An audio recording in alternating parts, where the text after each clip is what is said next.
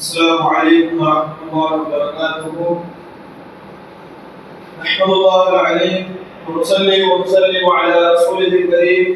أما بعد، فقد قال الله تعالى في القرآن الكريم والفرقان الحميد بعد أعوذ بالله من الشيطان الرجيم.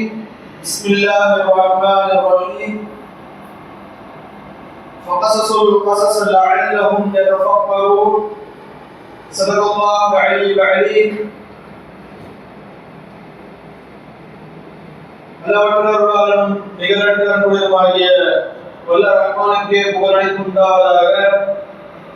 அவனுடைய சாந்தியும் சமாதானமும் எம்பெருமானார் முஹம்மது முஸ்தபா ஸல்லல்லாஹு அலைஹி வஸல்லம் அவர்கள் மீதும், அன்னாரின் வாழ்க்கை அடிப்படையில் அப்படியே வாழ்ந்து காட்டிய உத்தம சஹாபாக்கள், தாபிஈன்கள், தபஅ தாபிஈன்கள், ஹத்தாபுகள், அவுலியாக்கள், ஷுஹதாக்கள், சாலிஹீன்கள் அத்தனை நல்லடியார்கள் உண்டாவதாக.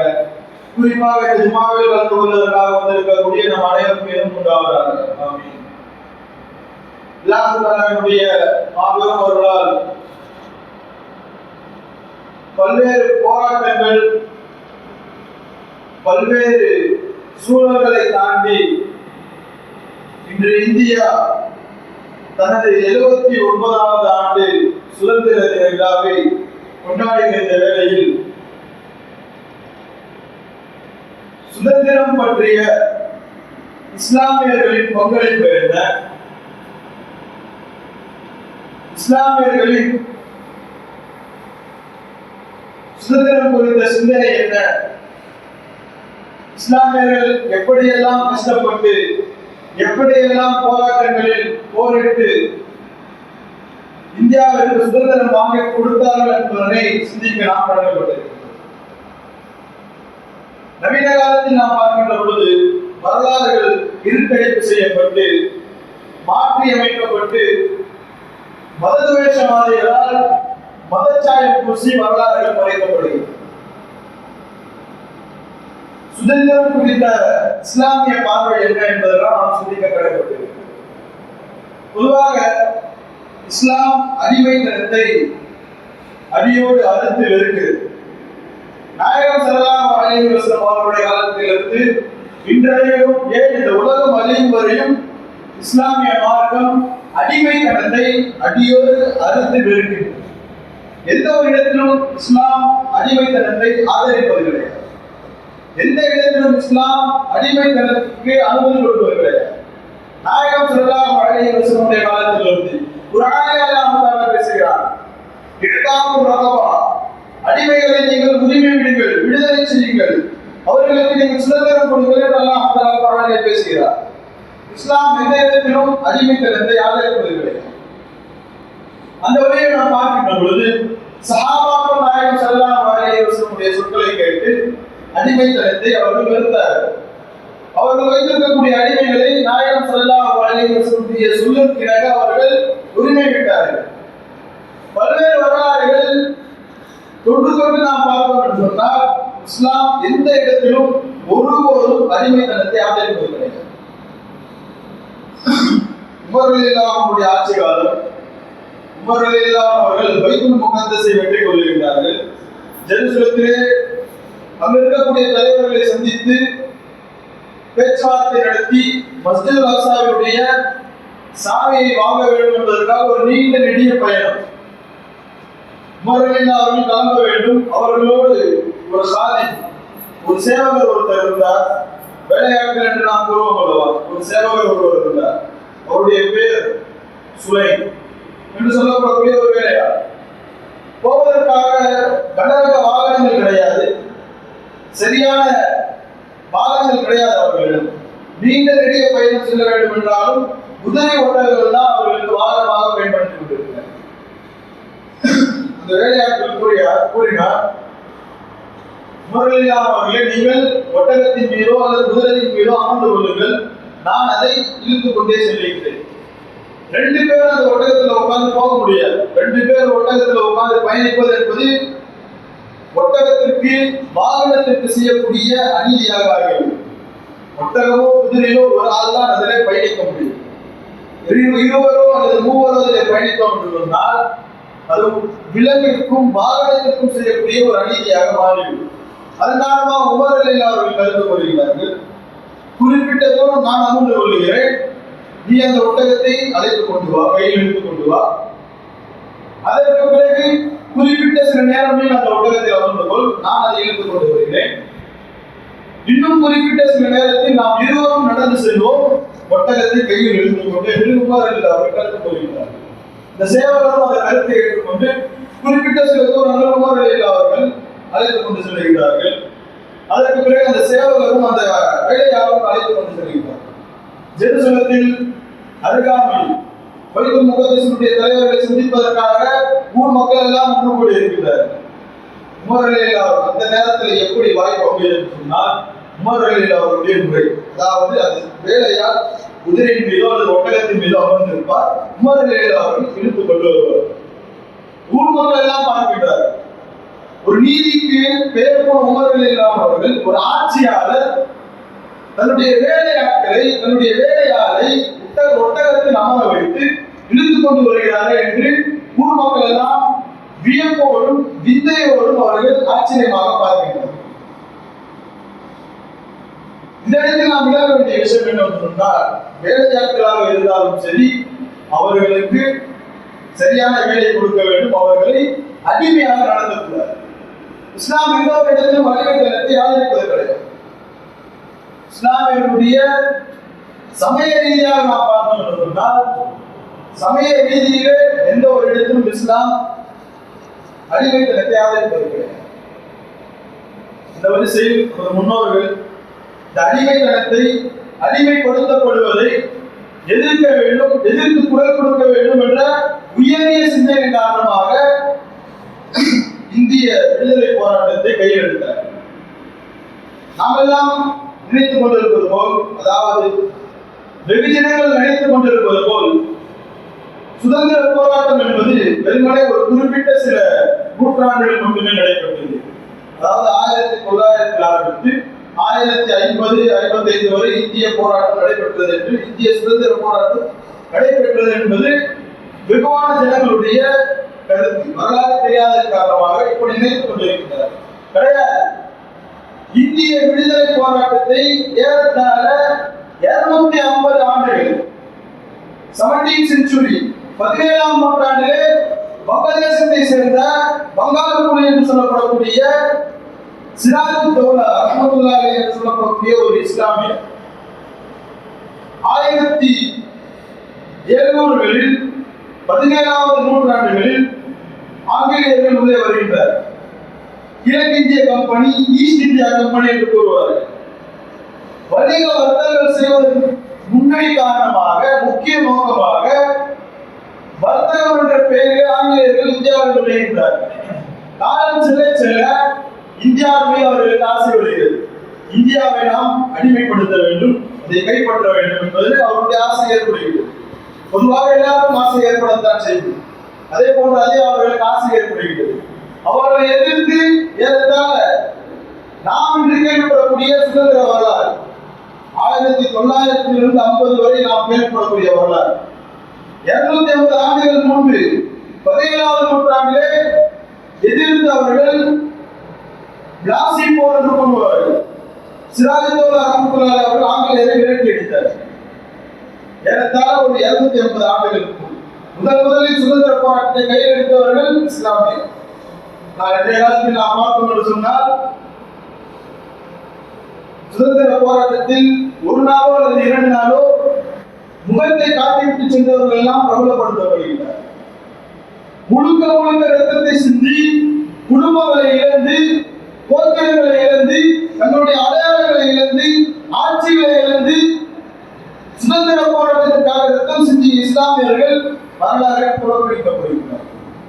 காரணம், இஸ்லாம் பிரபலமாகிவிடும். முஸ்லிம்களுடைய அஹ்லாக், முஸ்லிம்களுடைய குணங்கள் இப்படியெல்லாம் இருக்கின்றதா என்று ஏற்றுக்கொண்டு பிற மக்கள் இஸ்லாத்தின் பால் ஈர்க்கப்பட்டு இஸ்லாத்தை ஏற்றுக்கொள்வார்கள் என்ற ஒரு அச்சம். அந்த அச்சத்தை கையில் எடுத்துக் கொண்டுதான் இன்று மதத்தை வைத்து அரசியல் செய்யக்கூடியவர்கள், மதத்தை வைத்து அரசியல் செய்யக்கூடியவர்கள் இஸ்லாமியர் என்ற காரணத்தினால், இவர் ஒரு முஸ்லீம் என்ற காரணத்தினால் மதச்சாயம் பூசி வரலாறுகளை மாற்றிவிடுகிறார். நாம் எல்லாம் வரலாறு படிக்க வேண்டும். வரலாற்றுடைய வழிநெடுகள் இந்திய விடுதலை இயக்கத்தில் நாம் பார்த்தோம் என்று சொன்னால் முஸ்லிம்களுடைய பங்கு அலாதியாகும். பெரும்பாலான பங்கு இஸ்லாமியர்கள் தான் கொடுப்பது. அதற்காக வெறுமனே இஸ்லாமியர்கள் மட்டும்தான் போராடினார்கள் கிடையாது. சுதந்திரம் என்பது பொது உடைமை, எல்லாருக்கும் சொந்தமானது. இந்து, முஸ்லிம், கிறிஸ்டின் என்று ஜாதி, இன, மத பேதம் இல்லாமல் அனைவரும் ஒன்றிணைந்து ஆங்கிலேயர்களுக்கு எதிராக குரல் கொடுத்தார். ஆங்கிலேயர்கள் எதிராக குரல் கொடுத்தவர்களில் பெரும்பாலான நபர்கள், பெரும்பாலான பங்கு வகித்தவர்கள் இஸ்லாமியர். வரலாறுகள் எல்லாம் நாம் படிக்க வேண்டும். வரலாறு தெரியாத விளைவு என்னவென்று சொன்னால், வரலாறுகளை பற்றி கிதாபுகள் எழுதுகின்ற பொழுது, புத்தகங்கள் எழுதுகின்ற பொழுது, வரலாறு என்பது கடந்த கால விஷயங்களை தெரிந்து கொண்டு நிகழ்காலத்தில் அதனை செயல்படுத்தி எதிர்காலத்தினுடைய திட்டமிடுவதற்கு வரலாறுகள் மிகவும் முக்கியமானது. ஆனால் இன்று நாம் வரலாறு படிக்கணும், அவசியம் இல்லை என்று புறக்கணித்து விட்டு செல்கிறோம். அல்லாஹ் பாதுகாக்க. எந்த ஒரு சமூகம் நம்முடைய சமூகத்தினுடைய வரலாறு தெரியாமல் இருக்குமோ அவர்கள் சரியான வாழ்க்கையை அமைத்துக் கொள்ள முடியாது. அவருடைய எதிர்காலம் கேள்விக்குறியானதாக ஆகும். பல்வேறு கஷ்டங்களை அவர்கள் நம்முடைய வாழ்க்கையில் அனுபவிப்பார்கள். வரலாறுகள் எல்லாம் நாம் அதிகமாக தெரிந்து வைத்திருக்கிறோம். பல்வேறு விதமான சம்பவங்கள், இஸ்லாமியர்களுடைய பங்களிப்பு மிகவும் அதிகமானது. நிறைய சம்பவங்கள் இன்று நாம் பார்க்கணும் என்று சொன்னால், இன்று இருக்கக்கூடிய சிபிஎஸ்இ ஸ்கூலினுடைய புத்தகங்களிலும் அதே சமச்சீர் கல்வியினுடைய புத்தகங்கள் நாம் பார்க்கணும் என்று சொன்னால் இஸ்லாமியர்களுடைய பெயரை நீக்கி விடுகின்றனர். நீக்கிவிட்டு வரலாறுகளை எழுதுகின்றார்கள். எல்லாம் பாதுகாக்கிறது. வரலாறுகள் எல்லாம் நாம் தெளிவாக படிக்க வேண்டும். 250 ஆண்டு கால போராட்டம் நாம் இன்று கேள்விப்படுகின்றோம் அல்லவா? தேசத்தந்தை மகாத்மா காந்தி அறிமுகப்படுத்தியவர் யார்? இஸ்லாமியர் மஹ்மூத் ஹசன் ரஹ்மத்துல்லாஹி அலைஹி அவர். மகாத்மா காந்தி அறிமுகப்படுத்தியவர். சவுத் ஆப்பிரிக்காவிலிருந்து காந்தி வந்தார். அவரை இந்திய விடுதலை இயக்கத்தின் தலைவராக ஆக்குவதற்காக அவருக்கு பரிந்துரை செய்தது யார்? மஹ்மூத் ஹசன் ரஹ்மத்துல்லாஹி என்று சொல்லப்படக்கூடிய ஒரு முஸ்லிம் இஸ்லாமியர். இந்த வரலாறு எல்லாம் மறைந்துவிட்டு அவர்கள் தான் பெரும்பாலும் இதில் ஈடுபட்டார்கள். இந்திய சுதந்திரத்தில் ஈடுபட்டார்கள். சுதந்திரம் வாங்குவதற்காக பெரும்பாலும் போராடினார்கள் என்று பல்வேறு இட்டு கட்டுதல்கள், வரலாறுகளுடைய இருக்கணிப்புகள் செய்து வரலாறுகளை மாற்றி எழுதுகிறார். எல்லாம் பாதுகாப்பு. இன்று இருக்கக்கூடிய இளம் தலைமுறையினர் வரலாறுகளை தெல்ல தெளிவாக விளங்க வேண்டும். எப்படி நம்முடைய இஸ்லாமியர்கள், நம்முடைய முன்னோர்கள் இந்திய விடுதலைக்காக எப்படி போர் செய்தார்கள், எப்படி பல்வேறு விதமான விஷயங்கள் அன்று இருக்கக்கூடிய மதரசாக்களிலும் பள்ளிவாசல்களிலும் ஆங்கிலேயர்களை எதிர்த்து சுதந்திரத்தினுடைய குரல் பொங்கிக் கொண்டிருக்கிறது. இஸ்லாமியர்கள், மார்க்க அறிஞர்கள் பகவா கொடுத்துக் கொண்டிருந்தார்கள். ஆங்கிலேயருடைய உடை அணிவது ஹராம், ஆங்கிலேயருக்கு ஆதரவு தெரிவிப்பது ஹராம், ஆங்கிலத்தை படிப்பது ஹராம் என்றெல்லாம் பகவாக்கு கொடுத்திருக்கிறார்கள். ஆனால் இன்றைய காலத்தில் அந்த பகவா என்பது நாம் தவறாக விலகிக் கொள்ளக்கூடாது. அன்று ஆங்கிலேயர்களை எதிர்க்க வேண்டும், அவர்களுக்கு ஆதரவு கொடுக்க கூடாது. சுதந்திரம் கொடுப்பதற்கு மறுக்கக்கூடிய அந்த ஆங்கிலேயர்களை எதிர்க்க வேண்டும் என்ற ஒரு உயரிய சிந்தனை காரணமாக மார்க்க பத்துவாக்கள், மார்க்க தீர்ப்புகள் கொடுக்கப்பட்டது. ஆங்கிலேயர் அணிவது போன்ற உடை அணியக்கூடாது, ஆங்கிலேயருடைய மொழியை பேசக்கூடாது, கற்றுக்கொள்ளக்கூடாது என்றெல்லாம் பத்துவாக்கள் கொடுக்கப்பட்டது. பெரும்பாலும் இந்த சுதந்திர போராட்டத்தில் ஈடுபட்டவர்கள் மார்க்க அறிஞர்கள். மஹ்மூத் ஹசன் ரஹ்மத்துல்லாஹி அவர்கள் உட்பட அவர்களுடைய மாணவரான ஹுசைன் அஹ்மத் மதனி ரஹ்மத்துல்லாஹி அவர்கள், பல்வேறு மார்க்க அறிஞர்கள் இந்திய விடுதலைக்காக பெரும்பாலும் ஒரு குறிப்பிட்ட திட்டங்களை ஏற்படுத்தி பல்வேறு விதமான பங்களிப்பை செய்திருக்கிறார். பல்வேறு விதமான சம்பவங்கள் இஸ்லாமியர்கள் குறித்து கிதாபுகள் எழுதப்பட்டிருக்கின்றது. அடுத்ததாக நாம் பார்த்தோம் என்று சொன்னால், பகதூர் ஷா என்று சொல்லப்படக்கூடிய ஒரு ஆட்சியாளர், அவர்களுடைய மார்க்க அறிஞர். ஆங்கிலேயர்களுக்கு எதிராக குரல் கொடுத்துக் கொண்டிருந்த அவரை அடக்க வேண்டும், அடக்குமுறை செய்து அவர்களை அழிக்க வேண்டும் என்று ஆங்கிலேயர்கள் திட்டமிட்டார்கள். திட்டமிட்டு அவரை ஒரு சிறையில் அடைக்கின்ற பொழுது, சிறையில் அடைக்கின்றார்கள். ஒரு சிறையை அடைத்து இந்த சிறையினுடைய அவருடைய பொறுப்பாளராக இருக்கக்கூடிய மேஜர் ஹட்சன் என்று சொல்லப்படக்கூடிய ஒரு நபர், வரலாறு நாம் தேடினால் கிடைக்கும். இணையதளம் முழுவதும் நிரம்பி கிடக்கின்றது. மேஜர் ஹட்சன் என்று சொல்லப்படக்கூடிய ஒரு நபர் பகதூர் ஷா அவர்களுடைய இரு மகன்களுடைய தலைகளை அறுத்து உண்டாக்கி தட்டிலை வைத்து அதில் ஒரு துணியை போட்டு காலை உணவாக எடுத்து செல்கின்றார். பகதூர் ஷா ரஹ்மத்துல்லாஹி அவர்கள் இந்த துணியை அகற்றி பார்க்கின்றார்கள். நமது இரு மகன்களுடைய தலை தட்டிலே வைக்கப்பட்டிருக்கிறது. அப்பொழுது அவர்கள் அழவில்லை, எந்த ஒரு கவலையும் கொள்ளவில்லை. மேஜர் ஹட்சன் என்று சொல்லப்படக்கூடிய ஆங்கிலேயர் கேட்கின்றார், உங்களுடைய பிள்ளைதான, ஏன் அழ மாட்டேன், இந்த கலகு வரலையா? பகதூர் ஷா ரஹ்மத்துல்லாஹி சொன்ன வார்த்தை வரலாற்றினுடைய பொன்னேடுகளில் பதிக்கப்பட்டிருக்கிறது. நான் அழுதேன் என்று சொன்னால் நீ ஜெயித்து விடுவாய், நான் அழுதேன் என்று சொன்னால் நீ ஜெயித்தவனாக ஆகிவிடுவாய். என்னுடைய மகன்கள் இரு மகன்களும் இந்திய விடுதலைக்காக ரத்தம் சிந்தி ஷஹீதாக்கப்பட்டார்கள் என்று சொன்னால் அதை விட சந்தோஷமான செய்தி எதுவும் கிடையாது. எப்படி இருக்கும் நான் சிந்தித்து பார்க்க வேண்டும். நமது 2 பிள்ளைகளுடைய தலைகளை வெட்டி தட்டில வச்சா அந்த வார்த்தைக்கு வாயில வருமா? வராது. இஸ்லாமியருடைய ரத்தத்திலே ஊறி போனது. பிறருக்கு உதவுவது, மற்றவர்களுடைய நலம் நாடுவது, தட்டில வைத்த பொழுது கூட அவர்களுடைய கூறிய அந்த வார்த்தை எப்படிப்பட்ட வார்த்தை?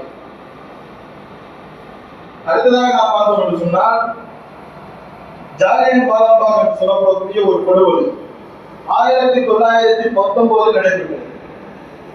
இந்த படுகொலையில் பெரும்பாலான இஸ்லாமியர்கள் கொல்லப்பட்டு கிணற்றிலே நிரப்பப்படுகின்றார்கள். கிணற்றிலே நிரப்பினார்கள். கிணற்றிலே அடியில் இருக்கக்கூடிய தண்ணி மேலே வந்துவிட்டது. மேலே வந்து தண்ணி வெளியே வடிந்து கொண்டிருந்தது. இதில் பெரும்பாலும் கொல்லப்பட்டவர்கள் இஸ்லாமியர்கள். காரணம் எதற்காக கொல்லப்பட்டார்கள்? ஆங்கிலேயர்களை எதிர்த்து சுதந்திரத்தினுடைய கோஷத்தை எழுப்பியதன் காரணமாக அவர்கள் அந்த போராட்டத்திலே அந்த போரில் அவர்கள் கொல்லப்படுகிறார்கள். பல்வேறு விதமான சம்பவங்கள் நமக்கு குறிப்பாக கிடைக்கின்றது.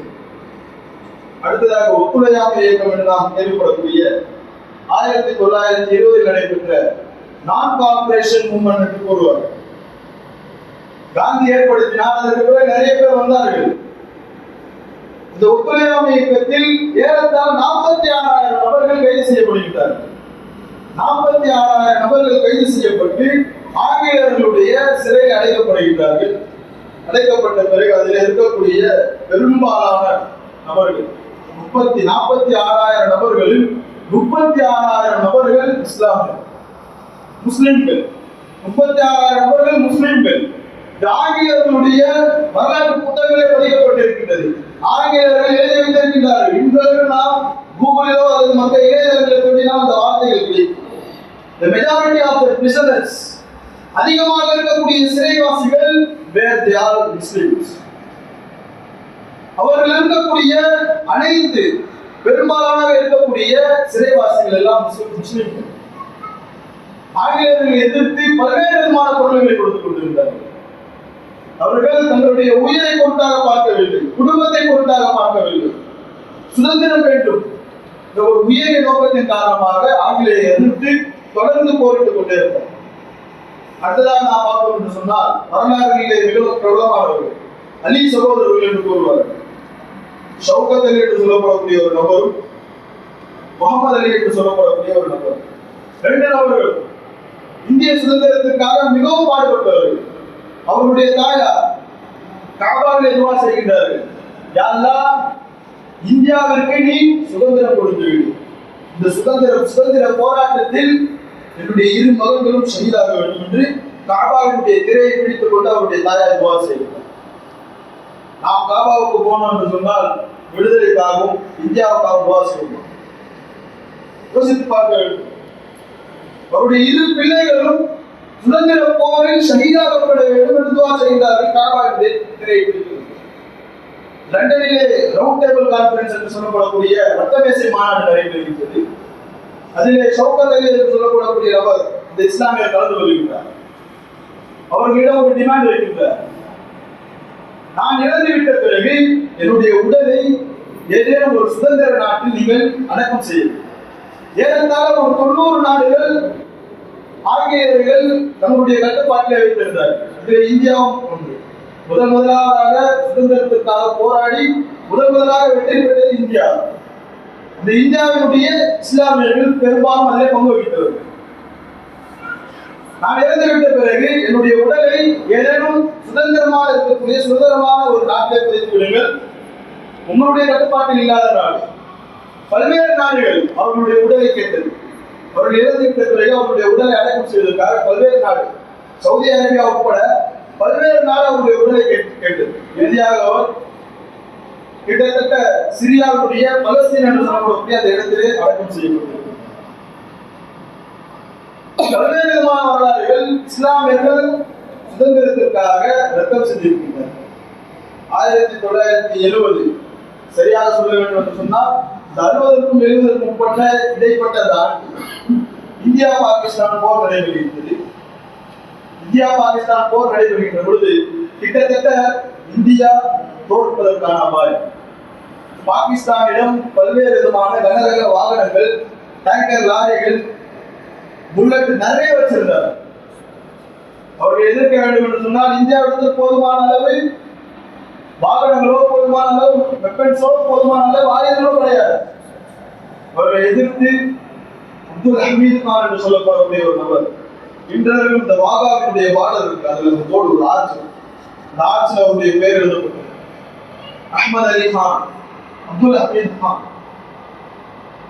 உடல்களிலே குண்டுகளை கட்டிக்கொண்டு இந்த டேங்கரினுடைய அருகில் சென்று அந்த டேங்கரிடம் சென்று அவர் வெடித்து விட்டார். டேங்கர் எல்லாம் வெடித்து விட்டது. ஆனால் வரலாறு எப்படி எழுதுகின்றார்கள்? பாகிஸ்தானை இந்தியா துவம்சம் செய்தது. பாகிஸ்தானை இந்தியா துவம்சம் செய்தது. செய்தது யார்? அப்துல் ஹமீத் கான் என்று சொல்லப்படக்கூடிய நபர். ஏறத்தாழ தோற்பதற்கான அபாயம். உடலிலே குண்டுகளை கட்டிக்கொண்டு இந்த டேங்கர் லாரிகளிலே அவர் பாய்ந்தால் வெடித்து சிதறி வரலாறுகளில் இஸ்லாமியருடைய பெயரை மறைத்து விடுகிறார். இப்ப சமீபகாலம் நடைபெற்ற இந்தியா பாகிஸ்தான் போரில் கூட இந்திய முஸ்லிம்களை கடுமையாக வஞ்சிக்கின்றார்கள். இந்தியாவில் இருந்து கொண்டு பாகிஸ்தானுக்கு சப்போர்ட் செய்கின்றார்கள், பாகிஸ்தானுக்கு ஆதரவு தெரிவிக்கின்றார்கள். ஒரு விஷயத்தை நாம் கவனித்துக் கொள்ள வேண்டும். தீவிரவாதமோ அல்லது படுகொலையோ ஏதேனும் ஒரு அனுமதிக்கப்படாத செயல், அது எப்படிப்பட்ட நபராக இருந்தாலும் சரி, முஸ்லிமாக இருந்தாலும் சரி, இந்துவாக இருந்தாலும் சரி, கிறிஸ்தவராக இருந்தாலும் சரி, ஒரு தீவிரவாத செயலில் ஈடுபடக்கூடிய நபர் அவர் கொல்லப்பட வேண்டும். முஸ்லிமாக இருக்கின்றால் அதுக்காக அவர் பாதுகாக்கணும் என்றெல்லாம் கிடையாது. ஒரு கால் பாகிஸ்தானில் இருக்கக்கூடிய இஸ்லாமியர்கள் தவறு செய்திருந்தார் என்று சொன்னால், தீவிரவாதிகளாக இருந்தார் என்று சொன்னால் அவர்கள் கொல்லப்படக்கூடியவர். நாம் ஒருபோதும் ஆதரிப்பது கிடையாது. தீவிரவாதத்தை இஸ்லாம் ஒருபோதும் எந்த இடத்திலும் ஆதரிப்பது கிடையாது. விஷயங்களாம் கவனத்தில் கொள்ள வேண்டும். வரலாறுகளை தெளிவான முறையில் நாம் படித்து இன்று இருக்கக்கூடிய சுதந்திர இந்தியா சர்வாதிகாரத்திற்கு அமர்ந்து கொண்டிருக்கிறது. பேருக்கு தான் சுதந்திரம் கிடைத்திருக்கின்றது, சர்வாதிகாரம் செய்து கொண்டிருக்கின்றார்கள். மீண்டும் ஒரு சுதந்திர போர் ஏற்படுவது என்று சொன்னால் இஸ்லாமியர்கள் தங்களுடைய பங்கை கொடுப்பதற்கு எல்லாரும் அவர்கள் அஞ்ச மாட்டார்கள். அவருடைய ரத்தத்திலே ஓடி இருக்கின்றது. நமது முன்னோர்கள் எல்லாம் இந்திய விடுதலைக்காக ரத்தம் செய்திருக்கின்றார்கள். அதே ரத்தம் தான் நமது உடம்புகளிலும் ஓடுகிறது. மீண்டும் ஒரு சுதந்திர போர் ஏற்பட்டது என்று சொன்னால் யாரும் அஞ்ச மாட்டார்கள். அல்லாஹ் பாதுகாக்க வேண்டும். இந்திய இஸ்லாமியர்கள் எல்லாம் பத்திரமாகவும் நமது உரிமைகளோடும் தேசத்தினுடைய கடமைகளை சரியான முறையில் செய்து கொண்டு, இஸ்லாத்தினுடைய கடமைகளும் சரியான முறையில் செய்து கொண்டு அல்லாஹ் ஒரு நிம்மதியான அமைதியான வாழ்க்கையை இந்திய முஸ்லிம்களுக்கும் இந்திய மக்களுக்கும் ஒட்டுமொத்த உலக மக்களுக்கும் எல்லாம் தந்தருவாராக. வாஹிர் தாவானா அல்ஹம்துலில்லாஹி ரப்பில் ஆலமீன். அஸ்ஸலாமு அலைக்கும் வரஹ்மத்துல்லாஹி வபரகாத்துஹு.